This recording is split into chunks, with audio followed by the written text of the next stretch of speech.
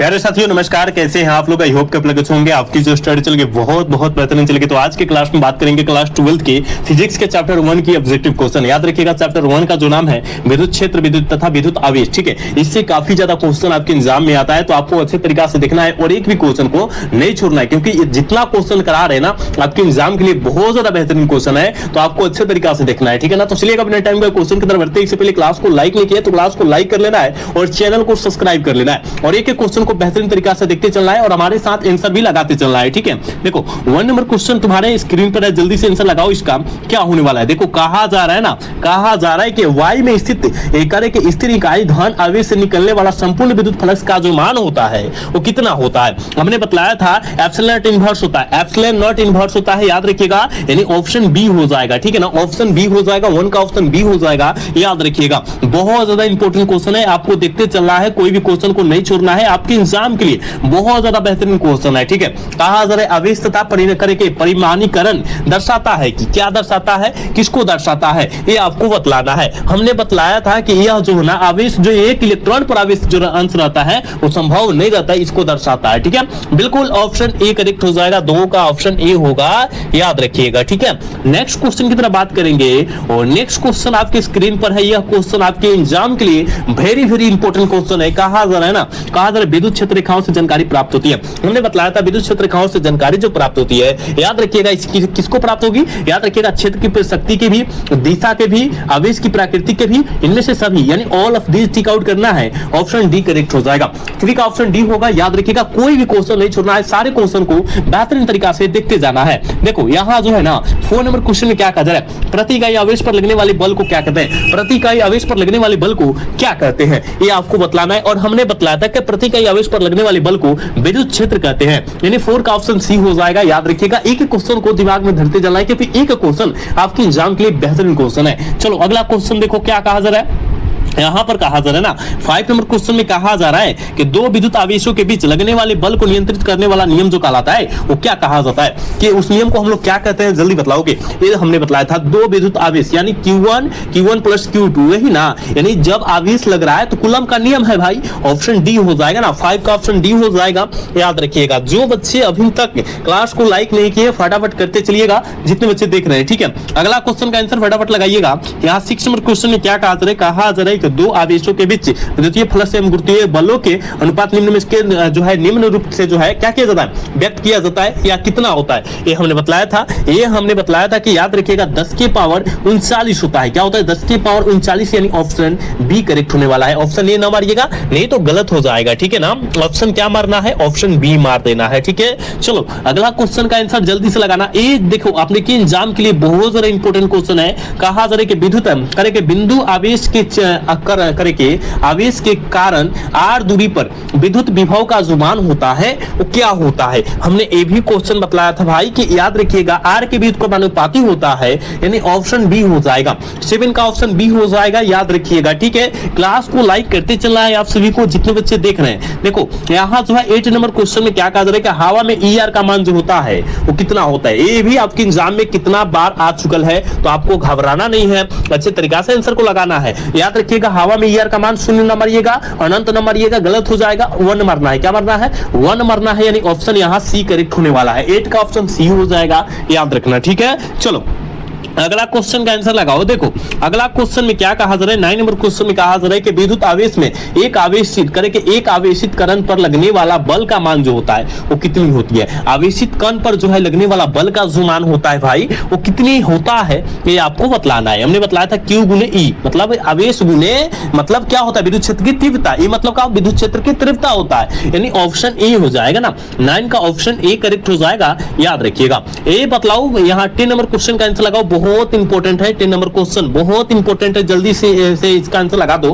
क्या होता है, देखो विद्युत फ्लक्स का इकाई मात्रक पूछा गया बाबू। विद्युत फ्लक्स का इकाई मात्रक होता है वोल्ट मीटर होता है। क्या होता है, वोल्ट मीटर होता है, यानी क्या हो जाएगा, ऑप्शन सी करेक्ट हो जाएगा। 10 का ऑप्शन ए हो जाएगा, बिल्कुल सॉरी 10 का ऑप्शन सी हो जाएगा, याद रखिएगा। ठीक है, बहुत इंपॉर्टेंट क्वेश्चन है, चैप्टर 1 है और चैप्टर 1 जो है आपके लिए बहुत इंपॉर्टेंट चैप्टर है। कहा जा रहा है ना संबंध Q बराबर N में N जो है N का मान संभव नहीं है, इनका मान संभव नहीं है। और 2023 की बात करें और 2024 की बात करें, यह क्वेश्चन सीधा टकरा गया है, लेकिन हाँ थोड़ा सा चेंजिंग किया गया था, 4.2 की जगह 5.2 दिया गया था। बिल्कुल 2024 में 2023 में सेम क्वेश्चन पूछा गया, यानी ऑप्शन इसका सी होने वाला है, ठीक है ना। पॉइंट वाला मान जो होता है संभव नहीं होता है, ठीक है। चलो अगला क्वेश्चन का आंसर फटाफट लगाना। कहा जा रहा है कि आवेश का पृष्ठ घनत्व बराबर होता है। आवेश का पृष्ठ घनत्व जो होता है वो किसके बराबर होता है, ये भी हमने क्वेश्चन बतलाया था ना। ये भी हमने बतलाया था कि याद रखिएगा, कुल आवेश गुने कुल क्षेत्रफल, कुल आवेश गुने कुल क्षेत्रफल। ये आपको नहीं मारना है, ये आपको नहीं मारना है, आपको मारना है क्या, बी नंबर मारना है कि कुल आवेश बटा कुल क्षेत्रफल, यानी भाई ऑप्शन इसका बी हो जाएगा, ठीक है। इसका ऑप्शन क्या होगा, बी हो जाएगा। घबराना नहीं है, अच्छे तरीका से आंसर टिक आउट करना है, ठीक है। अगला क्वेश्चन देखोगे, कहा जा रहा है कि किसी माध्यम की अपेक्षित जो है परावैद्युतांक ईआर जो होती है वो कितनी होती है, कितनी होती है। तो आप कहिएगा गुरुदेव जी हम जानते हैं कि एप्सिलॉन नॉट, एप्सिलॉन जो है ई बराबर ई बटा एप्सिलॉन नॉट, ई बटा एप्सिलॉन नॉट होता है, यानी ऑप्शन ए हो जाएगा।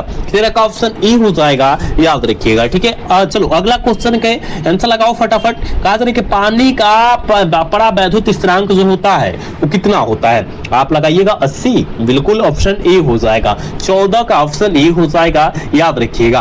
और 15 नंबर क्वेश्चन आया है ना आपके एग्जाम के लिए, बहुत इंपॉर्टेंट क्वेश्चन आया है। कहा जा रहा है कि 1 में 4 पाई एप्सिलॉन नॉट का मान जो होता है वो कितना होता है। ये 15 का आंसर आपको लगाना है, आपके एग्जाम के लिए बहुत इंपॉर्टेंट क्वेश्चन है। आप कहिएगा गुरुदेव 9 गुने 10 की power 9 newton metre square centimetre क्या होता है, स्क्वायर होता है, यानी ऑप्शन क्या हो जाएगा, ए हो जाएगा। करेक्ट ऑप्शन ए हो जाएगा, 15 का ऑप्शन ए हो जाएगा। इसको अच्छे तरीके से देखिएगा क्योंकि यह आपके एग्जाम के लिए बहुत ज्यादा इंपॉर्टेंट क्वेश्चन है, आपको याद रखना है। इसका आंसर लगाओगे। 16 नंबर क्वेश्चन कहा जा रहा है निम्नलिखित में से कौन संबंध सही है, कौन संबंध जो है सही दर्शाता है। और हमने बतला था सही संबंध को जब पूछा जा रहा है तो आपको आंख मूंद कर मानना है ई बराबर, यानी विद्युत क्षेत्र की तीव्रता बराबर क्या एफ बटा क्यू।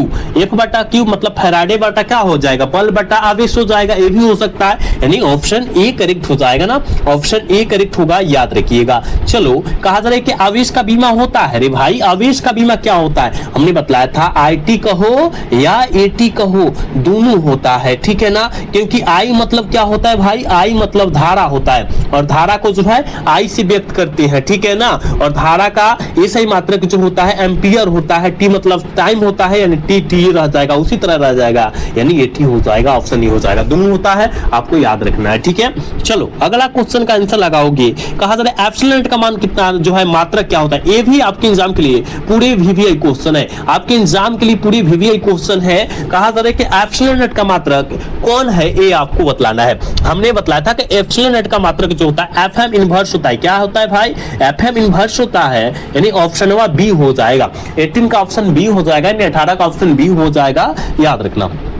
चलो यहां जो है 19 का आंसर बतलाओ, यानी 19 नंबर क्वेश्चन का आंसर लगाओगे फटाफट तुम सब। देखो कहा जा रहा है ना, कितना बड़ा क्वेश्चन है। देखो कहा जा रहा है कि किसी दूरी पर और करे के अवस्थित दो आवेशित कण के बीच विद्युत बल F है। यदि उसके बीच दूरी आधी कर दी जाए तो विद्युत बल का मान जो होता है वो कितनी हो जाता है। बहुत बहुत इंपॉर्टेंट है, और 4F हो जाता है, और 4F ऑप्शन ए में दिया है, इसका ऑप्शन ए हो जाएगा, ठीक है। चलो इसका आंसर लगाओ। कहा जा रहा है कि किसी बिंदु पर विद्युत क्षेत्र की तीव्रता होती है, किसी बिंदु पर विद्युत क्षेत्र की तीव्रता जो होती है वो क्या होती है, तो याद रखिएगा ई बराबर एफ बटे क्यू होती है, यानी ऑप्शन क्या हो जाएगा, हो ऑप्शन बी हो जाएगा। ये जितना क्वेश्चन कराया जा रहा है ना आपके एग्जाम के लिए, पूरे वीवीआई क्वेश्चन कराया जा रहा है, तो आपको अच्छे तरीका से देखना है, कोई क्वेश्चन को छोड़ना नहीं है, ठीक है। चलो अगला क्वेश्चन 21 नंबर क्वेश्चन में क्या कहा जा रहा है देखोगे।